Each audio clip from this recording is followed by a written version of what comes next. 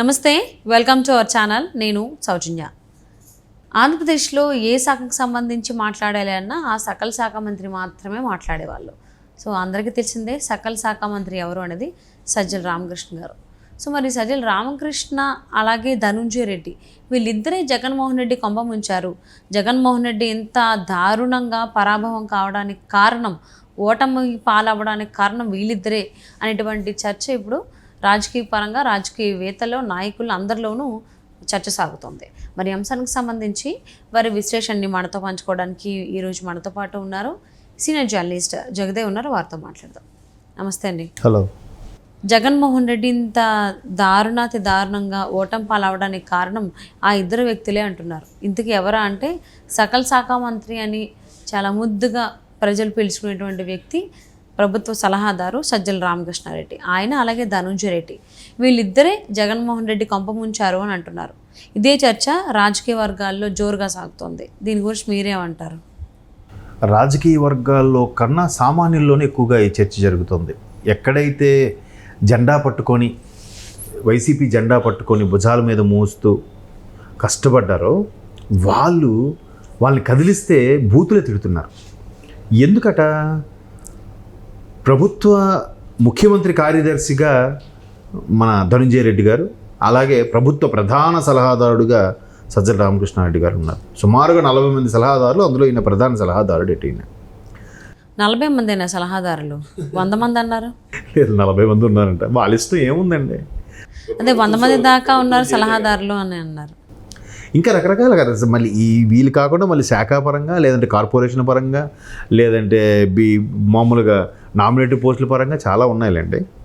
So అయితే సజ్జల రామకృష్ణారెడ్డి గారు వచ్చాక వైసీపీ ఎలాగుంది, రాకముందు వైసీపీ ఎలాగని దాని మీద చాలామంది ఒక సీనియర్ కార్యకర్తే నాతో ఒక విషయాన్ని పంచుకోవడం జరిగింది. ఎట్లా అంటే, సార్ విజయసాయిరెడ్డి గారు నెంబర్ 2 అనుకున్నప్పుడు కూడా మాకు ఎందుకో వైసీపీ రాబోయే రోజుల్లో ప్రభుత్వం ఫామ్ చేస్తుంది, ఖచ్చితంగా తిరుగులేని కనీసం 10 ఏళ్ళని పరిపాలిస్తాడు జగనన్న అన్నట్టుగా కరడుగట్టిన వైసీపీ కార్యకర్త ఒకసారి నాతో చెప్పాడు. ఇది ఎప్పుడంటే ఆల్మోస్ట్ 19కి ముందు.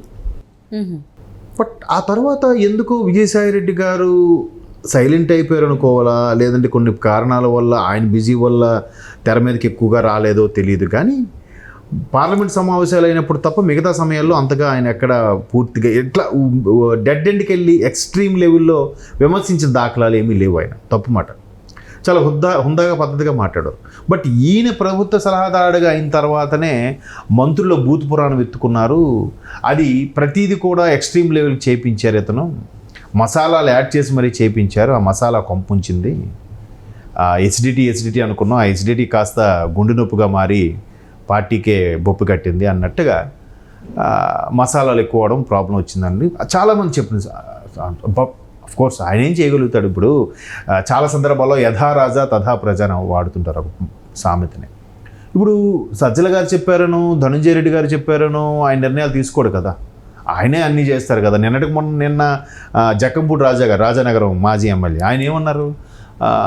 మేము ఎన్నోసార్లు చెప్పడానికి ప్రయత్నం చేసాం, బట్ ధనుంజయ రెడ్డి గారు మాకు కనీసం అవకాశం ఇవ్వలేదు. ఉదయం నుంచి సాయంత్రం వెయిట్ చేసి ఫైల్స్తో సార్ ఇట్లా ఉంది. ఇప్పుడు ముఖ్యమంత్రి అనేవారు సంక్షేమ పథకాలు పెట్టిన తర్వాత పథకాలు ఎంతవరకు రీచ్ అవుతున్నాయి, దీని గురించి ఎలా అభిప్రాయపడుతున్నారు, ఇది మంచిదా కాదా, దీంట్లో ఇక్కడ లొసుగులు ఉన్నాయా, ఇక్కడ లోటుపాట్లు ఉన్నాయా, ఏంటి ఒక సమీక్ష, ఒక విజిట్, లేదంటే ఒక పర్యవేక్షణ ఏం అవసరం లేదండి. అన్నీ తాడేపల్లి ప్యాలెస్గా వస్తాయా? రావాలా? కాదు కదా. అంటే ఎట్లా ఆయన కూడా కొన్ని మిస్టేక్స్ చేస్తుండొచ్చు. బట్ ఇప్పుడు ఏంటంటే ఆయన మీద ఉండే అభిమానం కొద్దీ కార్యకర్తలు జగన్మోహన్ రెడ్డి గారు అభిమానులు ధనుంజయ రెడ్డి గారు చేశారు, సజ్జల రామకృష్ణారెడ్డి గారు చేశారు అని అంటున్నారు. సజ్జల గారు కూడా ఎలా చేస్తారు? ఇప్పుడు చెప్తారు, చూడండి సార్ కొద్దిగా మనకి కార్యకర్తలకు లేదా మన పార్టీకి ఫేవర్గా ఉండాలని చూడండి, ఏదో చెప్తాడు. ఈయన స్టైల్లో ఈయన చేశాడు. చేస్తున్నప్పుడు ఎలా చేస్తున్నాడని చూసుకోవాల్సిన బాధ్యత ఉందా లేదా? ఆయన అధినేతగా, ఒక రాష్ట్రానికి రాజుగా, ఒక రాష్ట్రానికి ముఖ్యమంత్రిగా ఆయనకి ఆ బాధ్యత ఉందా లేదా? ఎంతసేపు తన చుట్టూ ఉండేవాళ్ళు అదే సామాజిక వర్గం చెందిన వ్యక్తులు కదా అని గుడ్డిగా నమ్మేస్తే ఎట్లా అవుతుంది? అంటే ఇది ఒక సామాన్య కార్యకర్త చెప్పిన ఆవేదన అనమాట. విజయసాయి రెడ్డి గారు ఉన్నప్పుడు ఒకలా ఉండేది సార్. ఇప్పుడు సజ్జల గారు ఎందుకో వచ్చాక, మరి సజ్జల గారు వచ్చాక ఆయన సైడ్ అయిపోయారు, లేకపోతే ఆయన సైడ్ అయ్యాక సజ్జల గారు వచ్చారో తెలియదండి. ఇంకో ఆయన అయితే నిన్నటికున్న ఒక ఆయన అంతెందుకు కిర్రా కార్పి గారు, ఆయన ఇంటర్వ్యూ చూస్తే ఈయన ఎవడండి, ఈయన ఒక మీడియాలో సబ్ ఎడిటర్ చీఫ్ ఎడిటర్గా ఉండాల్సిన వ్యక్తి, ఈయనకి ఇవేం తెలుస్తాయండి ప్రభుత్వం రాజకీయాలు, ఈయన ఏదో నాకు అన్నీ తెలుసు, నేను మీడియాలో చేశాను కాబట్టి, నేను అన్ని దగ్గరుండి పరిశీలించాను కాబట్టి ఇలా చేసేస్తానంటే ఎలా అండి అని చెప్పి ఆ కిర్రా కార్పి ఓపెన్గానే ఛాలెంజ్ చేసి మాట్లాడుతున్నాడు ఆయన. సజ్జల గారి వల్లే కేవలం జగన్మోహన్ రెడ్డి రాజకీయ జీవితం ఇలా అయిపోయిందండి అన్నట్టుగా. ఈవెన్ ధనుంజయ రెడ్డి గారు కూడా ఏదైనా ఉంటే సార్ ఇవాళ పలానా జక్కంపూడి రాజా గారు వచ్చారు మిమ్మల్ని కలవడానికి, కొద్దిగా చేసుకోండి, లేకపోతే రేపు ఎప్పుడు మీరు చూడండి, అపాయింట్మెంట్ ఇవ్వండి, మీరు ఎప్పుడు ఫ్రీగా ఉంటారో చెప్తే మాట్లాడిపిస్తే ఏదో చెప్పాలి కదా. మరి ఇంకా లేదంట, వాళ్ళు వచ్చి వెయిట్ చేయడం, 2 రోజులు ఉండడం, లేదు సార్ బిజీగా ఉన్నారంటే వెళ్ళిపోవడమే. మళ్ళీ ఎప్పుడు సమావేశాలు అయినప్పుడు కలిస్తే కలిసారు, లేకపోతే లేదు. మరి ఈయనైనా పిలిపించుకోవాలి కదా. నిన్న ఎవరెవరు వచ్చారమ్మా, ఏంటి, ఎవరు వచ్చారు, గేట్ పాస్ రాస్తారు కదమ్మా, ఎవరెవరు వచ్చారు, ఏంటి, ఎవరు కలిశారు, ఎవరు కలవలేదు, అది కూడా ఉంటాయి కదా. ఇదేదో ఒక మీకు పెద్ద జోక్ ఉంది. రాజుగారు అంటే పూర్వం రాజులకు పరిపాలన ఉండేటప్పుడు రాజుగారు పెంచుకున్న కుక్క చనిపోయిందంట ఒకరోజు. చనిపోతే అందరూ చూడడానికి వెళ్ళారట. ఎందుకు? రాజుగారి దృష్టిలో పడాలి మనం. అరే ఆయన కుక్క చనిపోయిందని పరామర్శనకి వెళ్తే రాజుగారి దృష్టిలో పడతాం కదా. అడిగితే అబ్బా రాజుగారు మనల్ని మెచ్చుకుంటారో అనుకున్నా. అదే రాజుగారు పోతే ఒక్కడ వెళ్ళలేదంట. ఎందుకు వెళ్ళలేదు? ఆయన చూడరుగా, ఆయన ఉండడుగా. అలాగా రాజుగారు అనేవాడు చాలా కీలకమైన వ్యక్తి. ఈ కింద స్థాయిలో ఉంటారు చూసారా, వీళ్ళు కూడా కొంత వేరు చేస్తారు. గతంలో కూడా ఒక హీరోకి ఇలాగే జరిగిందంట.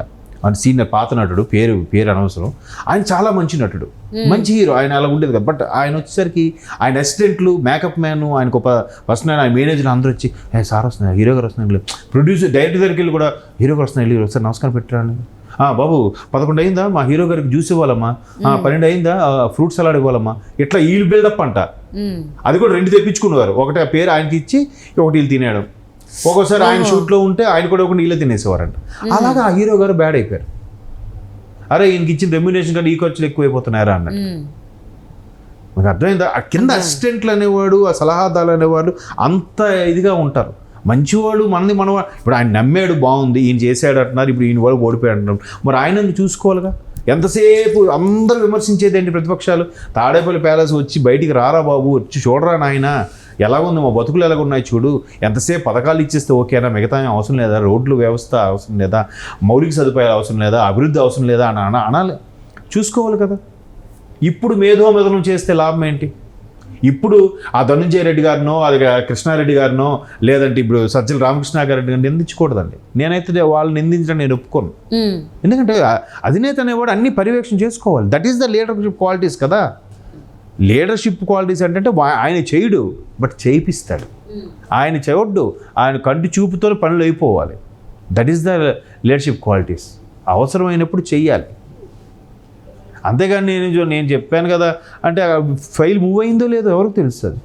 నేనేమనుకుంటాను, నేను ఫైల్ మూవ్ చేస్తాను అన్నట్టు అనుకుంటాడు. బట్ ఆయనేమో ఆయన స్వార్థం కోసం ఆడెవడో డబ్బులు ఇస్తానన్నట్టు ఇవ్వలేదు కాబట్టి ఫైల్ ఇన్నర పెట్టుకున్నాడేమో ఎవరికి తెలుసు. అండ్ ఈవెన్ అధికారంలో ఉన్నప్పుడు వైసీపీకి సంబంధించిన నేతలే ఆయన అపాయింట్మెంట్ కోసం చాలా సార్లు అడిగి లేదని చెప్పారు. రాజా గారు అది చెప్పారు కదా, బరస్ట్ అయిపోయారు కదా మొన్న ఓడిపోయిన తర్వాత. ఈవెన్ అభ్యర్థుల సెలక్షన్ టైంలో కూడా మనం విన్నాం చాలా సార్లు. సో కేటగిరీ వైజ్ అంటే దశల వారీగా అన్నట్టుగా సజ్జల్ని కలవాలి, తర్వాత ధనుంజయని కలవాలి, అలా తర్వాత ఇంకొకరు కూడా కలవాలి, వాళ్ళందరూ కలిసిన తర్వాత ఫైనల్గా జగన్మోహన్ రెడ్డి దగ్గరికి కలవాలి అనేది. సో ఫైనల్లీ ఆ ఫిల్టర్స్ వల్లే జగన్మోహన్ రెడ్డి దెబ్బతిన్నాడు అని ఇప్పుడు తెలిసి వస్తుంది. ఇంకా ఎన్నెన్ని నిజాలు వీళ్ళు చేసినవి ఏంటనేది ఇంకా రాబోయేటువంటి రోజుల్లో ఏమన్నా విషయాలు బయటకు వస్తాయేమో చూద్దామండి.